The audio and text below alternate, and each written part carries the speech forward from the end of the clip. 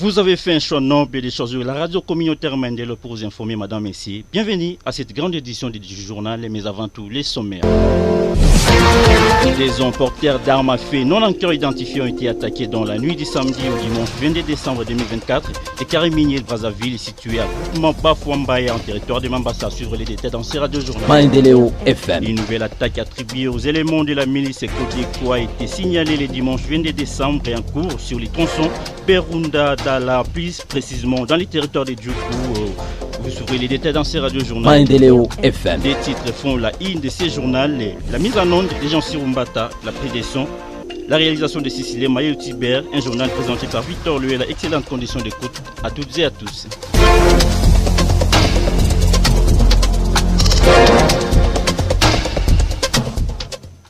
Des hommes porteurs d'armes à feu non encore identifiés ont été attaqués dans la nuit du samedi au dimanche 22 décembre 2024. Les carrés miniers de Brazzaville situés en groupement Bafouambaya en territoire de Mambasa. D'après la coordination de la société civile et forces vives du territoire précité qui confirme la nouvelle et précise qu'une somme importante d'argent a été emportée. Mugeni Yuma, son répondant, qui condamne cette attaque et recommande aux services de sécurité de diligenter les enquêtes sérieuses et suivez-les. Messieurs les journalistes, nous avons été alertés la nuit du 21 décembre 2024, de 19h à 21h30, que les hommes armés non autrement identifiés ont réussi à attaquer les carrés miniers de Brazzaville, se trouvant dans le groupement Bafouambaya en chefferie de Bombo, Axe Mambasa, PK25, PK47. Oui, le bilan est d'une importante somme d'argent, une quantité d'or et de biens des commerçants et des négociateurs emportés. Face à cet état des choses, la société civile force vive du territoire de Mambasa condamne cette attaque et recommande à l'armée et la PNC de craquer le malfrat jusqu'à leur dernière demeure afin de remettre la paix que la population a vécue pendant au moins 11 mois passés. Les efforts consentis par les militaires FARDC engagés dans les opérations contre les rebelles RDF et M23 dans les petits nord de la province du Nord Kivu est salué par l'acteur politique Maître Achille Kapanga, fils de la région de Béni. Vu la résistance muselée de l'armée congolaise face à la rébellion rwandaise sur le sol congolais, les hostilités ont repris encore depuis le 1er décembre dernier jusqu'à ces jours dans le sud du territoire de Lubero. Suivez Achille Kapanga dans cet élément choisi par Joël Kamabou. Ce qui est vrai est que nous sommes en train de féliciter, d'encourager et de remercier nos FARDC pour l'attitude combien louable qu'ils sont en train de manifester sur le terrain. Aujourd'hui, on les voit sur tous les fronts, que ce soit à Kanyabayonga, que ce soit dans les Lubero, dans les Rutshuru, même dans les Nyiragongo. Ils sont en train de démontrer à l'ennemi que les FARDC sont là, elles sont prêtes à tout. Notre message est simple. Si vous voyez le Congo négocier, ce n'est pas que nous sommes faibles, non. C'est parce que nous voulons la paix et nous suivons les directives que nous donnent certaines grandes organisations de ce monde. Voilà pourquoi j'ai fait porter au chef de l'État un message simple. Quand avec nos FARDC, aller très loin nous allons. Mais si nous acceptons de négocier avec vous, c'est parce que nous voulons la paix. Et si vous ne voulez pas ça, qu'on aille alors à la fin de l'année, que tous les territoires conquis illégalement par l'ennemi soient récupérés. C'est notre message. Donc nous demandons à nos FARDC d'être prêtes et qu'on aille jusqu'à récupérer tous nos territoires. À la population, je demande seulement d'être prête à accompagner les FARDC, à être derrière nos FARDC, car c'est la seule armée que nous avons avec nos Azalènes. En tout cas, courage, le peuple derrière vous, nos FARDC. Restons toujours au Nord Kivu où les forces armées de la République démocratique du Congo ont intensifié les offensives contre les rebelles du M23 dans les sites du territoire de Lubero au Nord Kivu depuis le dimanche 22 décembre 2024. Soutenus par les Ouazalènes de l'FARDC ont neutralisé 3 opérateurs de drones et kamikazes grâce au bombardement avec les hélicoptères venus en appui à la force terrestre. Reportage Nganga Victor depuis la région. Sur une vidéo rendue publique ce dimanche 22 décembre 2024, les militaires des FARDC filment leur hélicoptère de combat qui pilonne les positions du M23. Ces militaires commentent la scène avec joie. Vous parlez de la force aérienne, c'est ça? Wow.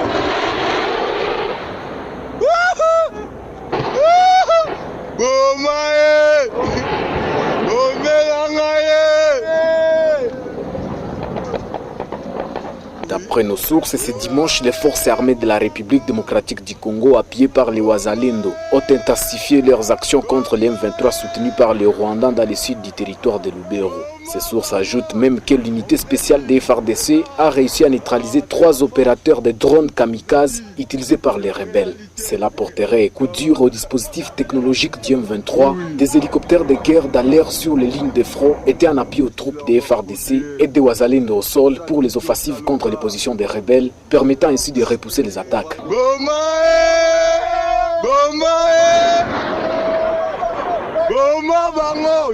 On s'est dit, c'est ça. Ah, c'est la force. On s'est dit, c'est la réalité. Ouais. Là, on va récupérer toute l'intégrité qu'on a perdue. C'est la force armée de la République démocratique. C'est ça. Vous parlez de la force aérienne, c'est ça. Ouais. Samedi dernier, les combats étaient violents entre les FARDC Wazalendo contre les M23 sur l'axe Kanyambi-Mambasa à Limbongo Sud, toujours de Lubero. Un acteur de la société civile dans la localité de Kitsombiro renseigne que les rebelles ont tenté sans succès de déborder la position de forces loyalistes dans la bourgade de Kanyambi, où ils se sont heurtés à une forte résistance des forces loyalistes et ses partenaires. Ils ont déjoué cette énième tentative d'avancer de cette rébellion. Des tirs d'armes lourdes et légères ont été attendus jusque dans les villages de Kitsombiro et Ndoluma, sous contrôle des FARDC. Les forces armées de la République démocratique du Congo et les Wazalendo ont déjà récupéré en entièreté le village de Mambasa et pour le moment ils ont pris une partie du village de Alimbongo là en Douta. En tout cas la population était tellement débandade puisque ça restait au moins de 500 mètres que l'M23 puisse pénétrer dans le village de Ndoruma, mais la FARDC et le Wazalendo ont déjoué cette opération. D'abord nous remercions la FARDC et le Wazalendo pour le travail qu'ils viennent de faire aujourd'hui et nous leur demandons d'intensifier les efforts pour qu'ils puissent neutraliser complètement l'ennemi. Le même samedi, sur d'autres vidéos, le général-major Bruno Mandevou était visible sur la ligne de front nord. Il s'agit du nouveau commandant des opérations militaires aussi dans cette zone, en remplacement du général-major Jérôme Chikochitambo, nommé à la première zone de défense. Le lieutenant-colonel Makazukai, qui contrôle désormais la communication dans les opérations militaires des FARDC, aussi sur le front nord, après le lieutenant Bouyrigen, demande à la population de ne pas se fier aux rumeurs et rassure que les forces loyalistes se comportent bien sur terrain. Oui. Nous à présent à Djougou, une nouvelle attaque attribuée aux éléments de la milice Codeco a été signalée le dimanche 22 décembre en cours sur les tronçons Berundadala, plus précisément à la hauteur du village Kunzangume dans le territoire de Djougou. Dénonciation faite par Drachou Balufuga, un des notables dans la région qui appelle la population à la vigilance pendant cette période festive. Je vous propose de les suivre. Sasa mbele ya sikukuu ya Noel na bonane, mambo ya Wakodeko inakuwa mbaya sana. Wakodeko wanazidisha mashambulizi yao kupita kiasi ndani ya mtaa wa Djougou. Siku ya Jumamosi na Jumatatu, Wakodeko ya kolektivite ya Walendu Tatu na Jatsi walifanya makusanyo Kutsalaka. Toka pale walijielekeza kupandro. Walimaliza makusanyo yao siku ya Jumatano tarehe 18 Desemba. Walikuwa wengi sana na walikubaliana wote pamoja kwa sauti moja kufanya mashambulizi kwa eneo mbalimbali na sekta mbalimbali ndani ya mtaa wa Djougou mbele ya sikukuu ya Noel. Hivi sana hasa sana nyinyi watu wa Bule, Site Lala, Site Savo, Katoto Dramani, Barriere, Nizi, Mabanga, Banana, Ngukle, Bini, Dala na watu wenye Ngombe ku eneo ya Akanitsonga, muwe macho. Hivi tungeomba na liwali wetu Kasha Majori wa hali wa dharura kutuma waskari wengi sana ku ile eneo kwa kuzuia uchokozi ya Wakodeko na kupokonya silaha haraka sana kwa wapiganaji na walimashamba wote wa eneo ya Bule na ya kando. Mutaenda mashambani mwenu iwe njo chini ya ulinzi ya waskari jeshi. Hivi angalisho kubwa sana kwa watu wote kwa wakati hii ya sikukuu. Ni ile tu bwana journaliste.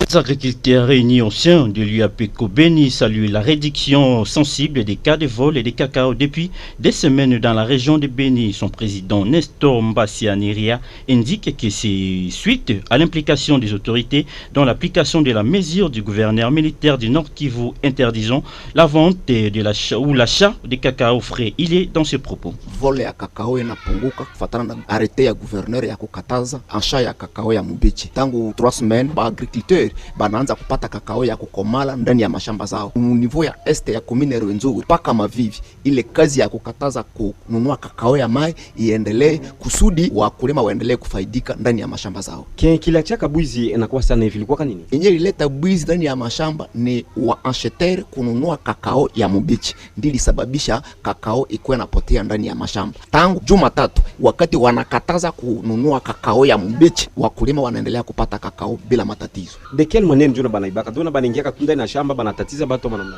No, bamwizi banaingia ndani ya mashamba kuiba kakao ya bakulima na kuiletea benye bananunua kakao mabalabala, akse Kasinga, akse Ngadi, akse Kadouka use na kuendelea mpaka Mavivi. Na vile tunakataza ba agriculteur bao benye kuleta kakao ya mbichi, na vile wanakataziwa kaletea wa acheteur wa kununua kakao ya mbichi. Uko Jumatatu tangu wamekataza wale wa acheteur hawako tena ndani ya mashamba, baendelee kutusaidia hii processus ya kukataza wa acheteur kununua kakao ya mbichi kufatana na arete ya gouverneur. Ni maneno ya bwizi, bamwizi banakutanana ndani ya mashamba banakatana na mipanga ile ileta circuit, na iko exemple ya kuonesha ke iko très dangereux.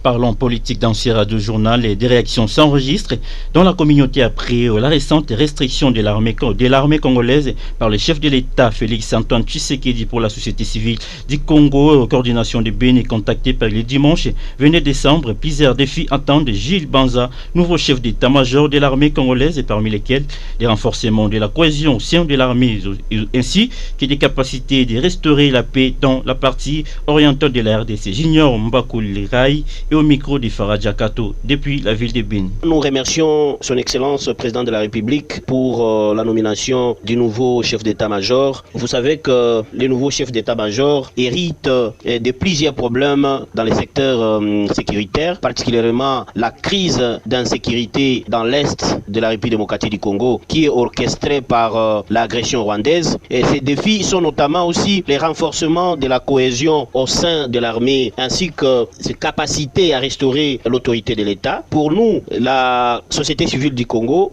nous avons que besoin de la paix. Donc la paix, rien que la paix, et que nous puissions retourner dans nos champs. C'est ce que nous, comme population de la partie Est ou de Beni, nous voulons. Nous avions voulu aussi rappeler l'amance par rapport à la nomination du général Pacifique Mansunzu, qui est nommé comme commandant de la 3e zone de défense, qui regorge notamment Maniema, Nord Kivu, Sud Kivu, Chopo, Otuele et Ituri. Nous, comme population, nous avons confiance au chef de l'État. Nous pensons que si le chef de l'État les a nommés, peut-être c'est à connaissance des causes, et nous avons besoin que de retour de la paix, surtout le grand travail et aussi de remplacer des anciens soldats qui sont devenus comme des chefs coutumiers, que ce soit au Petit Nord, que ce soit au Grand Nord, qu'on puisse aussi les remplacer à tous les niveaux.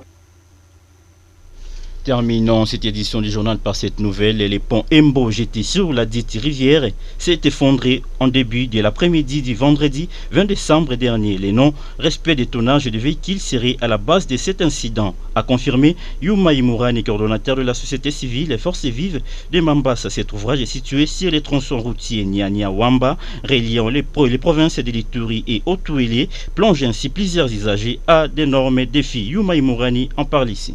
Nous venons d'être alertés que le pont Imbo vient d'être tombé dans l'eau après le passage d'un véhicule qui est venu de Kisangani. Oui, le pont Imbo se trouve entre axe Nyanya et Sekanteye à 46 km. C'était vers 14 h où les gros véhicules qui avaient une remorque qui venait de Kisangani, de la marque Bralima, qui a causé l'écroulement de ce pont. Oui, nous condamnons vraiment cette situation parce que ça va encore embrayer la situation actuelle de la population de la province de l'Ituri, de la province de Haut-Tuele et voire même la province de Chopo, monsieur les journalistes. Parce qu'avec ces ponts, je ne sais pas si on va les construire dans des jours, je ne sais pas, les moyens. Il faut encore maximiser les recettes pour aller construire ces ponts. Encore, la population commencera à payer peut-être des barques, des pirogues. Tout ça, ce sera une tracasserie au niveau de la population. Alors, sur ce, nous recommandons aux services de sécurité, aux services attitrés, de faire les enquêtes pour mettre à cette situation. Pour mettre fin à cette situation, je dis pourquoi. Parce qu'on doit normalement respecter les tonnages. On doit réellement respecter les tonnages. Pourquoi? Et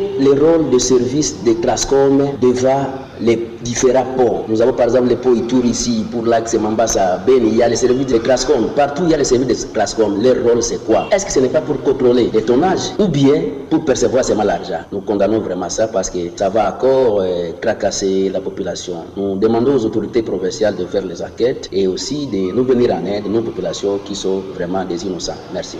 Nous sommes complètement arrivés à la fin de cette édition du journal. Merci à Jean Sirumbata qui était à la prise des sons et la mise en onde de Siléman, les réalisateurs à qui nous souhaitons un joyeux anniversaire. Vous suivrez cette même édition sur notre chaîne YouTube Maendeleo Bunia TV et sur notre compte TikTok et Maendeleo Bunia Info. Nous vous souhaitons une bonne fête de Noël à toutes et à tous.